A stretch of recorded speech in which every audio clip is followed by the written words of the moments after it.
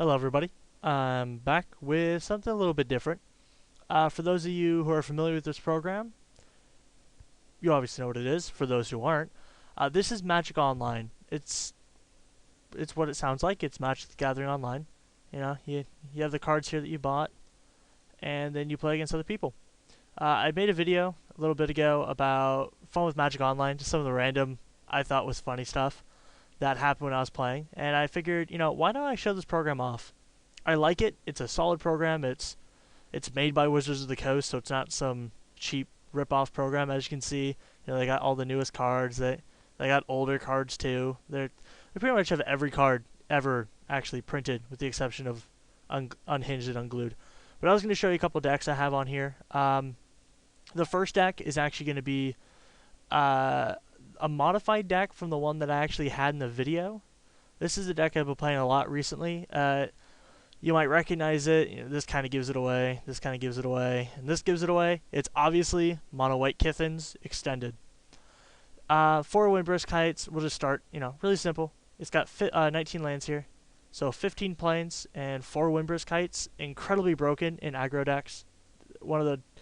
I think one of the most balanced and unfair cards ever printed. Really weird. 1 drops 4 Stalwarts. You might think, well, why aren't you using the guy who taps, the Harrier, Gold Medal Harrier. Obvious 1-drop pick. Not in this deck. I actually have enough control with Hookmaster, Journeys, Oblivion Rings, Condemns. That's enough control in this deck to actually not have to spend the 1 mana. And I find this actually controls the field a lot better and is a lot stronger of a first turn play. That's just me personally. Obviously, if you want to make suggestions about the deck, tell me I'm retarded, whatever. Put them in the comments. I love comments. 4 Wizened Sen, 2/2 for 2. This is a 2/2 for 1. All other Kithkin creatures you control get +1/+1. It's another Honor of the Pure. Simple as that. He just doesn't boost himself, but he'll boost a second copy of himself. 2 Core Skyfisher. This is a little bit of a techie card along with this guy. They're not Kithkins, obviously, they're cores. What you do with this guy is when you only have 2 lands out, you can tap 2 of them. Or when you have 3 lands out, my bad. When you have 3 lands out and no 3rd land to play for your turn, so normally it would be your 4th land drop, you play Skyfisher, return 1 to your hand, tap 2, turn 1 of the tapped ones, play it, and you effectively you play 4 mana for 3 lands with him. Not to mention that he's also a 2/3 flyer. So that's good. He survives Pyroclasm. They're forced to Lightning Bolt him. They can't hit him with a Ball Lightning and call it good. And then he's a flyer who will get pumps off Honor of the Pure. So, all around, he's a solid card. I've liked bouncing Windbrisk Heights back to my hand after I've used the card and then replay it. And my favorite story has to be double O-ringing and Elspeth. Not this one, but the new one. O-ringing and Elspeth, and then the guy on the next turn plays another Elspeth. So I Skyfisher the O-ring back to my hand, give him back his Elspeth, and then the Legend rule kills both of his Elspeth. I thought it was hilarious. I beat him quickly after that. 4 Knight of the Meadowgrain, an amazing card, 2/2 for 2, First Strike Lifelink, who very rarely stays a 2 for long with all the pump that's in this deck. So, it's a great card. 4 Skirmishers, it's a free +1/+1. Again, you're going to see a lot of +1/+1 in this deck. A free +1/+1 on any creature I have.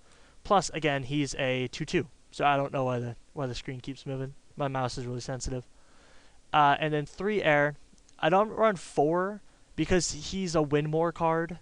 I kind of want to cut him down to 2, but I'm not sure yet. He's really a win more card that if this deck is losing, this card will not help you at all. If you have 2 or 3 Kithkins out, he gets okay. He gets really good after a Cloudgoat Ranger, but I don't know. A lot of times he seems weak, but then I pump him with Elspeth and he gets in for like 12 by himself. So it's kind of weird. 1 Hookmaster, again, seems kind of weird with the Skyfisher, but this replaces the Harrier. It taps the creature and then keeps it tapped next turn. It's another 2/2 that can get pumped by Honor of the Pure and pumped by Elspeth. So it's a good card. it's not a bad card at all. Again, 3 mana is a little steep for this deck. Going on the next one, Cloudguard Ranger. You think 3 mana is steep? Well, why are you playing a 5 mana card? I don't play this card. Windbrisk Heights plays me the card. It's pretty much how it works. Gets me 3/1/1 Kithkins. That become 2/2s, 3/3s, 4/4s, 7/7s, 8/8s, 9/9s. 9/9s. So it's kind of ridiculous. I just put that back. I'll fix that later. One Elspeth, again, another endgame card. You can just read her abilities right there. Normally I just use the second +1 ability, the +3/+3 in flying. I use it on like Knight of the Meadowgrain. So then I have a flying 5/5 first strike lifelink. Nighthawk, eat your heart out. For removal package, I have 4 O-rings here and 3 Journeys to Nowhere. O-rings because I hate you having cards, and Journeys because I hate you having creatures. That's effectively what that is. O-ring again, kind of like my Elspeth story. Really good for getting rid of Planeswalkers. Slap it on Planeswalker, slap it on a Tumble Magnet. Journey to Nowhere, really good for getting rid of blockers, so you can just come in and kill them. 4, it's supposed to be 4. Hold on, let me fix this really fast. 4, Honor of the Pures. There it is. 4. Thank you. There we go. 4, Honor of the Pures. Like I said, great program. 4, Honor of the Pures. It's a white weenie deck. That's all I gotta say. 1, Condemn. I like it. I like it over Path to Exile, because what Path to Exile does is if we're both on, say, 3 mana, and I Path to Exile him, that puts him on 4 mana. But I can do more with 3 mana than he can do with 3 mana, so I want to keep him on the same mana pool that I have, because then I just get to play better stuff, if that makes sense. So I don't want to be accelerating his mana. And with him gaining life, it's not that big of a deal, because if I have field presence, I'm going to kill him sooner than he can, you know, he's not going to stall me out because I gave him 3 life. It's not going to happen with this deck. This deck either kills you outright, or I lose outright, mostly because of this card right here. Brave the Elements. It's a 1 instant, you can read its effect right there. And it effectively says all my stuff is unblockable and has Shroud. And then I kill you with it. That's about how that ends. That's how it starts, finishes, it's over. With 4 copies of Brave the Elements. I will side these out against certain decks. Artifact decks. This deck does not do well against artifact decks because this card cannot save them. We're going to look at the sideboard really fast. In the sideboard, just organize this really fast. I didn't do it earlier because I'm lazy. There we go. Okay. So in the sideboard, we have 4 Forge Tenders. Really good against any deck that wants to run red.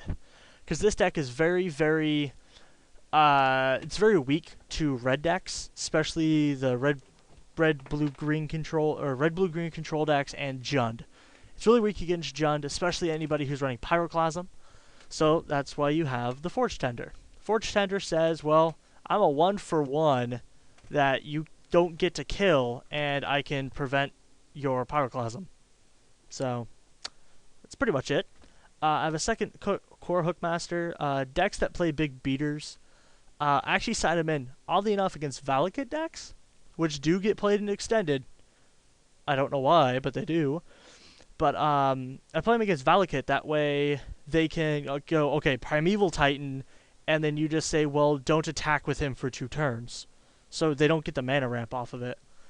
Balloonist, 2/2 flyer for 4. When it attacks, it gives another creature flying until end of turn. Seems kind of overpriced, and it is. But with the Wizened and the Honor of the Pure, it actually becomes very well priced because it becomes a 4/4, a 5/5 for 4 with flying. That gives another creature flying. Again, this thing with wings is always scary. A 4th Journey to Nowhere in the creature-heavy decks, I'll put that in. If they're playing bigger things than I am, faster than I am, Boros. Journey to Nowhere just snap. I needed it at 4. 4 Divine Offerings and 3 Demystifies. Seems a little weird, but Demystify is actually very good with all of the, well, You see the stuff over here? Demystify is good versus that. I would be running War Priest of Thrun, but I can't actually find them right now. So, I'm running Demystify instead. It's kind of good. Divine Offering, amazing card. They reprinted it for obvious reasons. We're in an artifact block. In an artifact deck, Brave the Elements comes out, Divine Offering comes in. Sounds about right. So that's this deck here. Pretty soon I'm going to be doing another deck. And that's going to be it for me. Tell me what you thought about the video. Tell me what I can improve, what can be improved about the deck. And tell me what deck you want to see. Put that all in the comments below. Alright, thanks for tuning in. I will see you next time.